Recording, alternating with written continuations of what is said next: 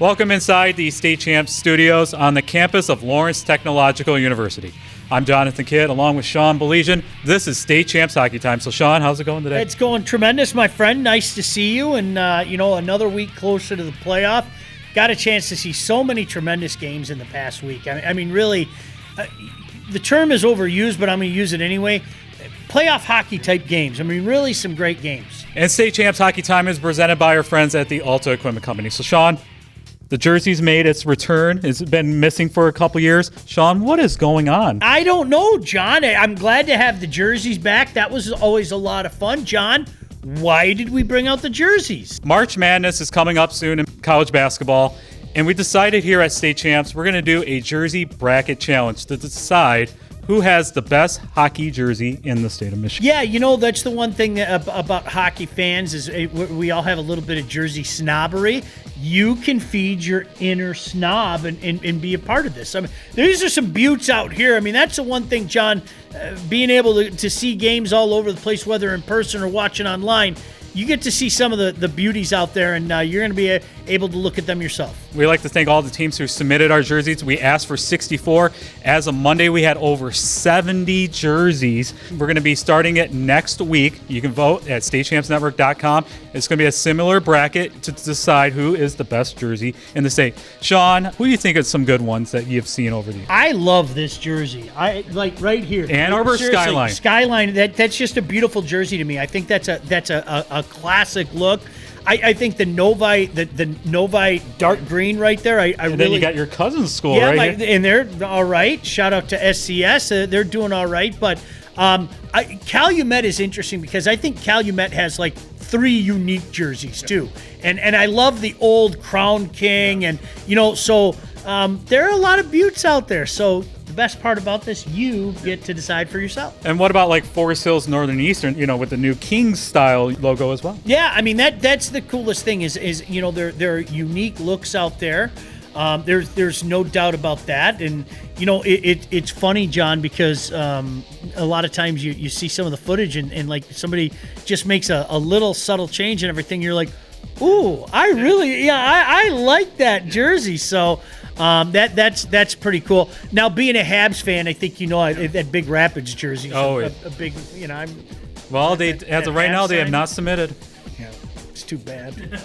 Like that Habs, that Habs logo is pretty cool. Forest Hill Central has a little bit of that going on. Although they're the Rangers, they kind of have that Habs thing. So I personally I got one from UAD Jesuit the other day. They have the English D on one of their alternate jerseys. That's a great jersey, absolutely. So yeah, I mean that's a cool thing about it. We're gonna have some fun with it before the playoffs. We're gonna talk plenty of playoffs. You know that during the course of this run, but this is something fun to go along with it. All right, so we'll be starting next week our State Champs Hockey Jersey Bracket. We'll have all the information for you on our social media channels. All we ask for you guys to do is vote. It's time for the Coach's Corner.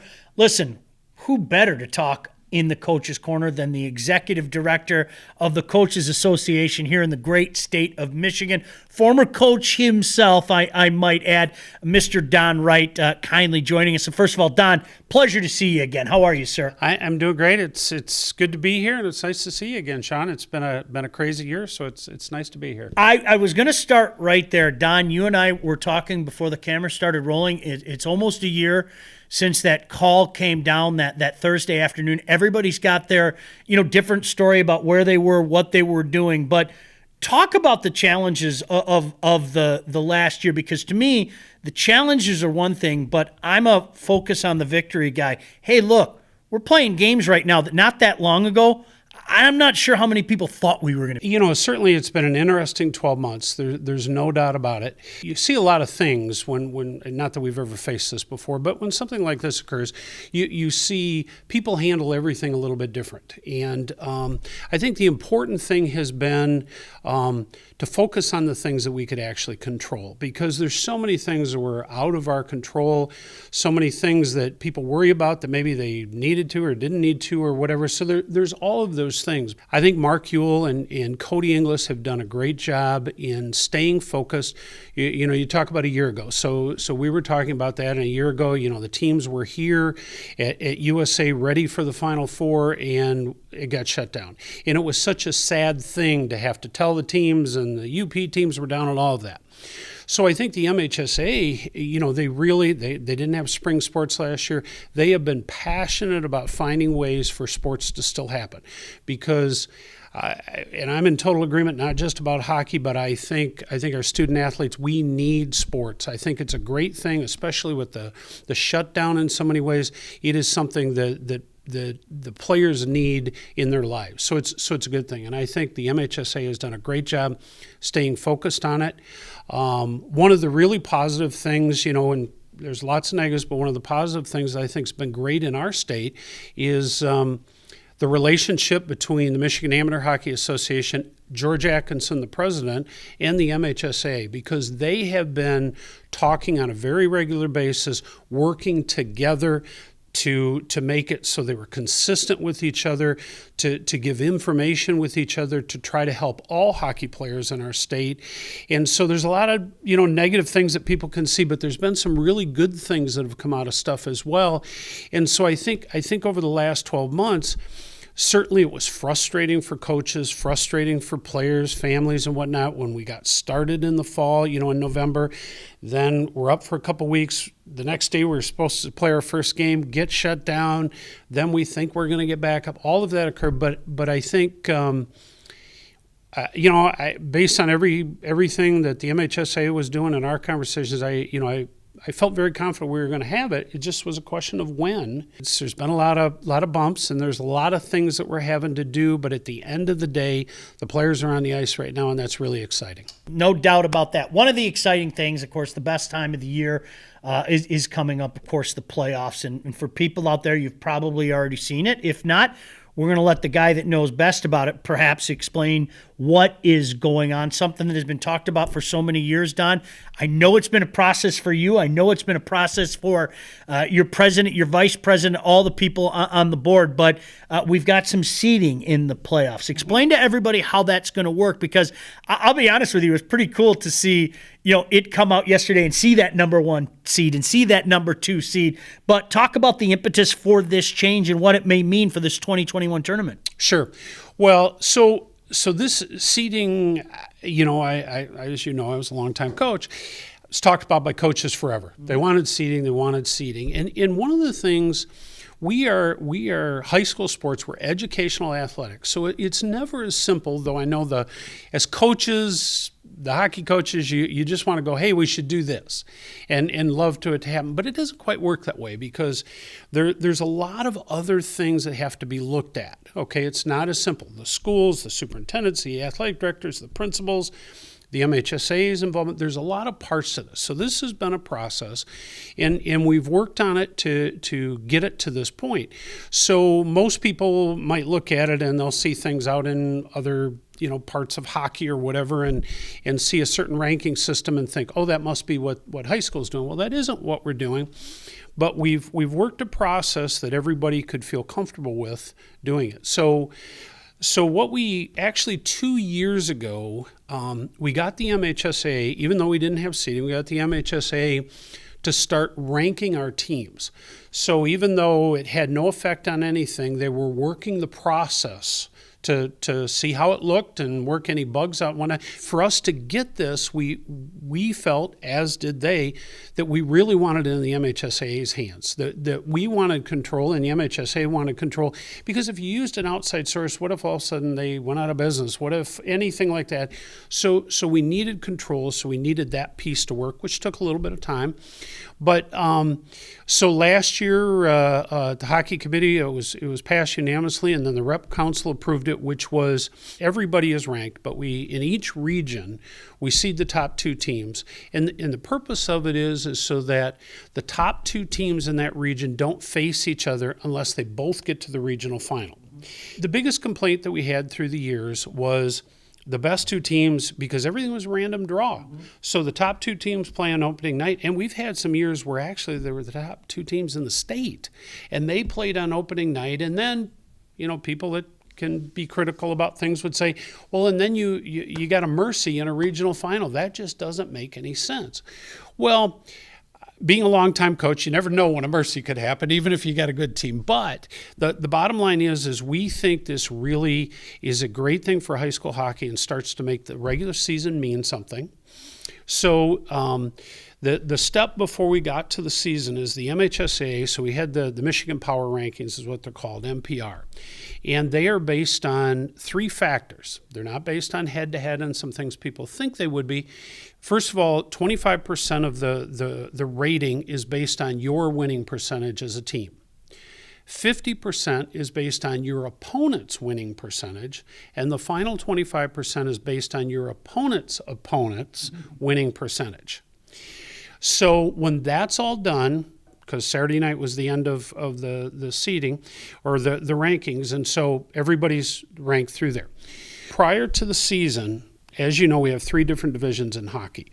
And one of the things in high school is, the schools want travel kept to a minimum. So you have regionals, and it's really based on geographics. Every year the MHSAA does a mapping that, okay, we got X amount of teams in Division 3, and this is the area we're in, so that's one regional, and then there's a regional over here, and they divide the state up to limit travel and get groupings together. And a regional can be anywhere from 4 teams to 8 teams.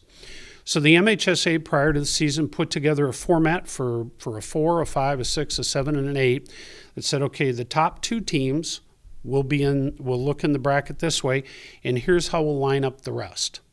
And it was not based on rankings. It was simply just a format that was like a random draw before the season, and then teams get put in there actually based on alphabetical order, but it was laid out ahead of time, so there was no way to know who would go where. Sure. So underneath the top 2 seeds, it isn't like the number 1 seed plays the number 8 team. That might happen, but that's not how it's laid out. It's really about the first 2. So when you look at high school hockey and you look at the fact that, and it's one of the great things about sports, one of the great things you guys do is people get excited about, their team and how good they are and where they think they're at and all those things. And so this year, though, we've got some math to support it. And so going in, when those came out, and I think it's going to be fun to see. I think it still doesn't mean that the 1 and 2 are going to be in every regional final. I mean, it's single elimination, and that's the fun part of high school hockey in the playoffs. And but I can tell you this has been a long time coming. And the one thing, we had a statewide coaches meeting last night. One of the things that I said to the coaches last night is that, okay, this is year 1. We had such a limited schedule that I don't think the MPR will be as perfect as it will be a year from now, or as good, because next year we'll have a full season to look at results, or hopefully we have a full season to look at the results. But I think this year, as I went through it, I think it's doing exactly what we want, and it's going to be fun to watch. Don, I'm sure you saw the same thing on Twitter. There have been so many questions, and I'm going to try to get through all of them. One of the things that has come up time and time again, and I'll let you discuss this, are the teams reseeded again after the regionals? Are they reseeded at USA Hockey Arena? Is there any further reseeding after that first round? Not yet. And let me just briefly explain it. So again, when you go back to the travel piece of trying to keep, because there's the transportation expense, schools don't have, it's a big financial burden. Seeding after the regional, boy, I don't know if we'll ever get to that one, because again, now all of a sudden it might be obviously I coached at Chelsea. Chelsea's playing Calumet on a Tuesday night somewhere. That doesn't make a lot of sense. So I don't know if we'll ever get there. But at the Final Four, where everybody's at USA, we last year we talked about it at the hockey committee. This year we have put together a proposal that will go before the hockey committee and the rep council when the season is over. We think that we've worked with the MHSAA, we worked with everybody to come up with a plan that I think everybody can support. But at the end of the day, the MHSAA and the rep council have to say yes. But we have that out there, and I'm really hopeful, and I'm very encouraged where it's at the moment, that we'll see that next year. And why that can work is because everybody's in the same building. right? Okay, now you've gotten to the Final Four. So if that passes in the offseason, then it would just simply be the semis would be 1 versus 4 and 2 versus 3. So we're not there yet, but it is a process. Again, I don't know that we'll ever do it after regionals, but I love how the MHSAA is working with us. I love the things, even though we had to shorten it this year, we got the playoffs to be 3 weeks, moving forward, things like that. So I think the working relationship, Cody Inglis is doing a great job, Mark Ewell is doing a great job, and I think everybody's working together to do the right things. So there you have it. For all the chatter on Twitter, I'm going to listen to this guy, Don Wright, of course, the executive director. Don, one more thing. You've made mention of some of the meetings you guys have, and I know you had a meeting last night. It is amazing to me. As you well know, I've got some friends that are coaches and everything. The amount of meetings that you guys do and the amount of work that you put in to do things, you've got to be proud of some of the coaches around the state. You're no longer coaching, but as the executive director, I'm sure there's a part of you that kind of feels like the proud papa for all the work that these guys have been putting in for months, your coaches around the state. Yeah, absolutely. And I think, when you think back a year ago and every meeting was an in-person meeting for the most part, things like that. And not just for us, but everywhere, everybody's gone to their Zoom meetings and all of those things. But I will say there have been a ton of meetings. What we have seen out of our coaches around the state is I think they really have been listening. I think they as we have meetings, there's been a great exchange, sharing of ideas to help coaches, whether we were talking if they have private locker rooms, how to do that effectively with protocols, to how to keep your team safe, to all of those things. So there's been all of those meetings, and I think the coaches have really bought in. We've had, it's been amazing the amount of people on these meetings, and so I think that's really been good, and the feedback from around the state, the coaches have been very appreciative, and I think certainly they need the relationship with their athletic director in their school and those things. But I think all of those meetings have been really good. I think they've been helpful to give new ideas, and you have new coaches every year that not only have they not coached high school, they've never faced this, and so I'm really happy with what we've accomplished and the fact that we had to change how we do things. It's been good, and I think the coaches have been really happy with it. Outstanding. Well, it's not every day that we have an opportunity to have the executive director in here. Our buddy John Kidd sitting there saying wrap up about 10 minutes ago because we went too long. But yeah, John's happy. Okay, as long as John's happy, everything's happy. But Don, it's great to have you in. I mean, we're excited. This is such a great time of year, and hopefully it continues to go off without a hitch. It's the best time. This is what the kids play for. Yep, absolutely. It's exciting, and I know it'll be a little different with limited numbers at the finals and whatnot, but we're going to be there, and it's a good thing. No doubt about that. Don Wright, Executive Director of the High School Coaches Association here in the great state of Michigan, kindly joining us here on our Coaches Corner. If you're a high school athlete with the dream of playing college sports, Lawrence Technological University wants you to recruit yourself. LTU offers over 24 varsity sports for men and women, along with several dozen world-class undergraduate programs. Athletic and academic scholarships are available in all sports, including its newest additions, competitive cheer and dance, esports, women's hockey, and men's and women's track and field. Visit LTUathletics.com and recruit yourself. Lawrence Tech, where Blue Devils dare. There's a feeling every player seeks of being in complete control. Responsive, instinctual, completely unrelenting. Every player chases this feeling, but the best hold on to it.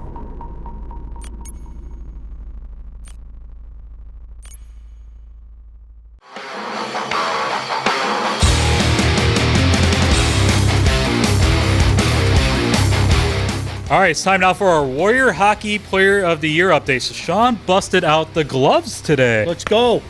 No, you know what? Thank you, Warrior, for being a part of this. This is awesome. John, this is a process that is more difficult year after year. It really is. It's a testament to all the great young hockey players out there. We made some changes in our Warrior Hockey Player of the Year update.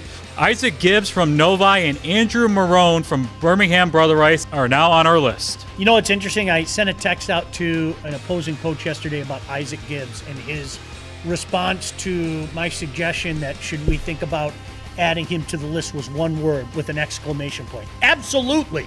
He's been outstanding. I mean, look, Novi's one of the best teams in the state right now. They really are. And, you know, everybody talks about Austin Muirhead, and I have a feeling we're going to be seeing his name on the list sooner rather than later. But the motor is running right now based on what this kid is doing up front. I've had a chance to see him a few times up close and personal. Special player, and I think the whole team is feeding off of him. Talk about Andrew Marone from Brother Rice. Well, that top line is such an interesting line because you've got the brothers and you've got Rosa, who is a fine young player. But right now, you take a look at what Marone is doing and the numbers he's putting up based on the schedule that Brother Rice plays. And, you know, a couple people have made the suggestion. John, I know you're one guy that made the suggestion. And I think the consensus was, this kid might be the best of what is a great line. Look, all three of those kids deserve consideration. They're really a tremendous unit. Might be the best line in the state, but we can only pick one, and we're going with him. And remember, you can cast your vote at statechampsnetwork.com. Jimmy Pytila from Houghton is leading our vote, so he'll have an automatic spot in our Final Four when it's all said and done if he remains the vote leader. Yeah, you know what? We always say we follow the process. That's how we come up with the winner, but that's the one thing that remains unchanged. Online voter, you get in. We have decided here at State Champs that we are not going to freeze our top 10 until the quarterfinal. Yeah, I think that's a good decision in a year like this, John. It's going to be an interesting thing. Things can change. So we say it all the time, and the Warrior Sticks agree. We say it all the time. You know what? We want to do our best to stay true to the process and acknowledge guys when they deserve some recognition. All right, so we'll freeze our top 10 after the quarterfinals, and we'll also announce our Final Four right before the semifinals. And that's our Warrior Hockey Player of the Year update.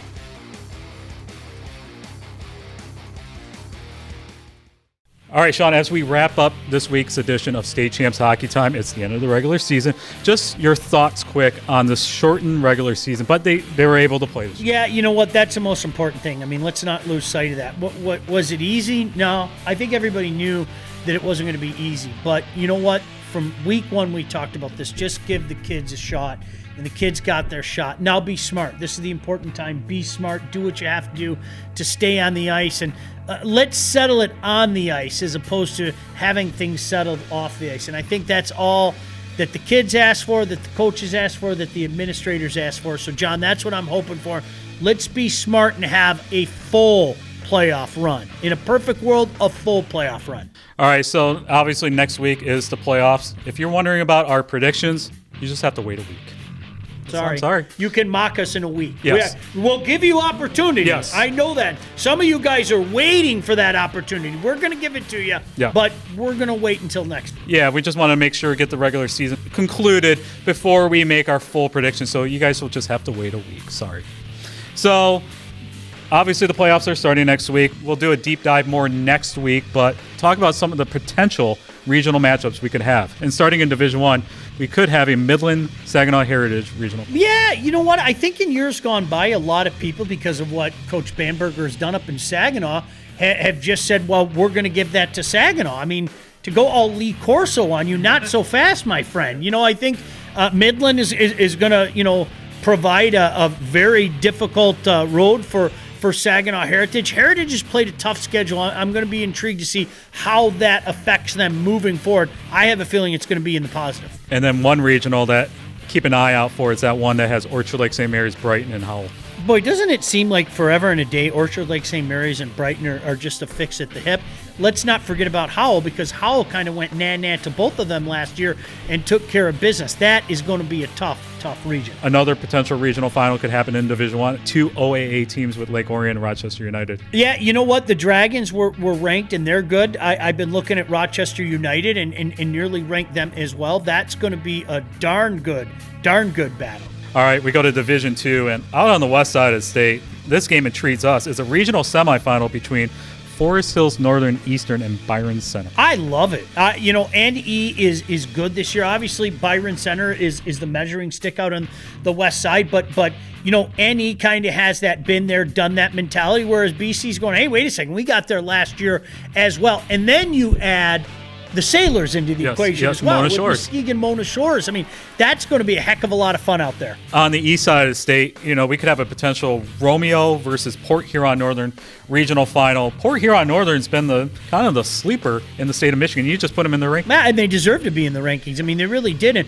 hey, Romeo, give the Bulldogs credit. That's a pretty good team as well. Take a look at their body of work. But yeah, great story coming out of PHN. And also in Division II, you have a regional that has Novi, Livonia, Stevenson, Canton, and South Lyon Unified. Yeah, I think, when you take a look at those top 2 seeds, I mean, you're talking 2 top 10 teams. I mean, Novi, we've talked them up all year. I'm going to play a case of I told you so there. That's a darn good hockey team. So that could make for an epic regional final. Staying in Division II, Trenton's has won the regional the last 3 years. They could have a potential of playing 2 Ann Arbor schools with Ann Arbor Skyline or Pioneer. Pioneer got hot again. I had them in the ranking a couple of weeks ago. They just missed, and when I say just means they just missed this last time, but they've been hot, put some wins together. Skyline's been good all year. Trenton is still Trenton. I don't care what anybody says. I know it hasn't been a Trenton-esque year, but this is where I think that MIHL slate is going to serve them well once the playoff starts. In Division III, the Calumet Regional. We could sit here for the next hour talking about Division III. I mean, John, I'm just saying, Division III is the one of intrigue this year. It just is. Yes. And you got that one with Calumet, Hancock, and Houghton. Jeez, Pete. I mean, listen, right now, Calumet has shown that they're the best team in the UP. Heck, I have them at number 1 in the state, and I feel no problem about that. They've taken care of all challenges, okay? But in the playoff, as Don Wright was saying, single elimination. All it takes at one time. All it takes is hot goaltender. Houghton can do that. Hot forwards. Hancock can do that. So always, as always, you're talking about 3 of arguably, John, the top 15 teams in the state, and unfortunately, only one of them are going to be able to advance. Yep, and another team that just made your rankings is Jackson, Loom, and Christie. They could possibly play East Grand Rapids in the regionals. Yeah, Loom and Christie, the last couple of weeks I had them in there. EGR was in there. That's a great matchup. And you know what, John, you have to acknowledge these teams that are just winning games left and right. I'm intrigued to see this Loom and Christie team with my own 2 eyes. And then another tough regional final matchup that could possibly happen. Cranbrook against the 2-time defending state champs in Detroit. Oh, it's insane because Cranbrook obviously has shown everybody that they're legitimate this year. I mean, some of the big wins that they've had. And Frank Novak looking to make it 3 in a row for Country Day. That team is loaded. And you know what? It reminds me a little bit of last year's team where they kind of lost a game last year and then they got mad and went on a tear. Look out for the Yellow Jackets. And then in another Division III top regional, UD Jesuit, Warren D. LaSalle, and Grosse Pointe Wood University Liggett, teams that made your ranking. Yeah, that is another one, John. I mean, kind of a bracket of doom there, I mean, UDJ is legitimate. You could make the argument that they're the number 1 team in the state. I love what Coach Clark has done with Warren D. LaSalle. I mean, they took a big step up in the right direction. Liggett has one of the most exciting players in the state, and they've had some big moments as well. So that's going to be a lot of fun. Let's not forget what they did last year. That Grosse Pointe South team was a team that a lot of people were talking about. Liggett pulled the upset. All right, and lastly, it seems like every year this regional that's played out in Chelsea, it seems like every year when we say that team's going to make it out of that regional, there's an upset that first game. But you got Chelsea, you got Ann Arbor Father Gabriel Shard, Livonia Churchill, Allen Park, Dexter. Man, anyone can win that region. We always have fun with that region because John's right. It's like we seem to miss that one every single year. I like Chelsea. I think that Chelsea has kind of maybe made themselves the favorite right there in the season that they're putting together. They're having a tremendous season. The Irish as well under Coach Robert. I think you have to give them some credit there. But, heck, we've seen it before. Jason Reynolds and Churchill made a great run. The Jags, I think, play a style of playoff hockey. And the winner of that regional could possibly play Riverview Gabriel Shard in the quarterfinals. Yeah, and I think with Riverview Gabriel Richard, I mean, Ricky has his team. They play playoff hockey. They've made runs in the past, made a run last year. So that's what makes that so much fun. As we stated earlier, you'll have to wait next week for our full predictions. Like we said, you're going to mock us. We either get the don't pick us or why are you picking that team. It's going to be a lot of fun.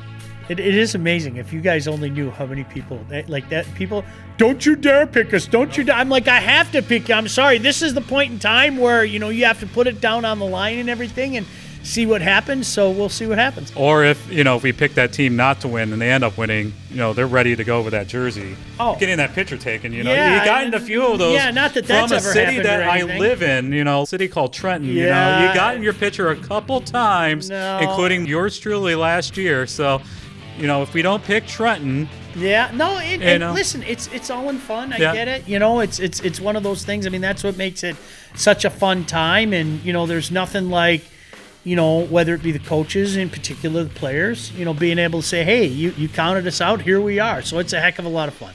All right, so that's it for another edition of State Champs Hockey Time. Next week, we'll be going full on with the playoffs. And remember, you can watch our show on our website at statechampsnetwork.com, and you can also watch it on our social media channels, Facebook, YouTube, Twitter. We got it all here. That's it for another edition of State Champs Hockey Time. Sean, what do we say? We'll see you at the rink. Playoff style. State Champs Hockey Time is presented by Lawrence Technological University. LTU offers over 24 varsity sports for men and women, along with several dozen world-class undergraduate programs. Athletic and academic scholarships are available in all sports. Visit ltuathletics.com and recruit yourself. Also presented by Alta Equipment Company, Michigan's #1 construction equipment provider with over 40 brands. Get the right equipment for your project every time.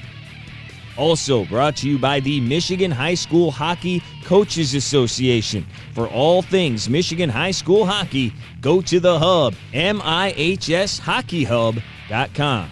The Michigan High School Athletic Association, promoting the value and values of educational athletics. Detroit Medical Center Physical Therapy and Sports Medicine. Do you have a sports injury, or are you just looking to take your game to the next level? Go where the pros go. Visit dmc.org/gamechangers. The Detroit Athletic Club Foundation, Warrior Hockey, and the new Covert QRE 10 stick. Elite puck feel and quick release for players of all ages. The Warrior Covert QRE 10 stick. There's no feeling like it.